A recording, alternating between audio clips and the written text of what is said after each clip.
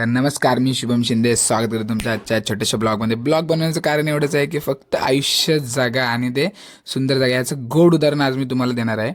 आज आपला हरिनाम अखंड सप्ताह बसला आहे, तर चालूच आहे. तर कीर्तन वगैरे झालं, त्यानंतर संगीत भजन होतं. तर संगीत भजन उत्तम प्रकारे चालू होतं आणि आम्ही सगळे संगीत भजन ऐकायला बसलो होतो.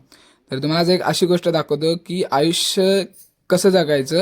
तर हे आयुष्य असं जगायचं काकांसारखं.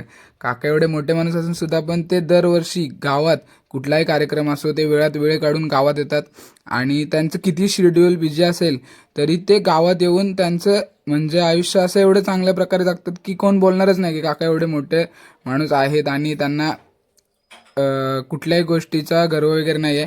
ते असंच आम्ही त्यांना काका बोलतोय, पण ते तुम्हाला कोण आहेत माहिती आहे का? खरं तर ते माननीय श्री अशोकराव शिंदे अर्जुन अवॉर्ड असे काका आहेत ते आमचे. पण त्यांना कुठल्या गोष्टीचा गर्व नाही आणि ते दरवर्षी वेळात वेळ काढून आवर्जून येतात इथं. आणि सगळ्यात मेन गोष्ट म्हणजे माझ्याकडे खूप कमी फॉलोअर्स आहेत आणि मला जेवढे फॉलोअर्स आहेत ना ते माझ्यासाठी खूप आहेत.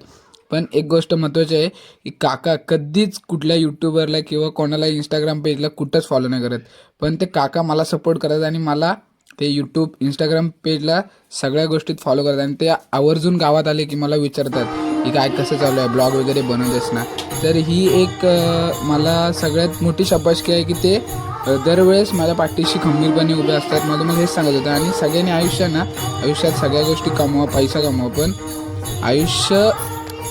आयुष्य आनंदी जागा आणि काकांसारखं जागा. बघा ते एवढे मोठे माणूस आहेत पण वेळात वेळ काढून गावाला येतात आणि त्यांचं हे आयुष्य खूप आनंदीपणे जगतात. सो मला तुम्हाला हेच सांगायचं होतं. Thank you for watching my video.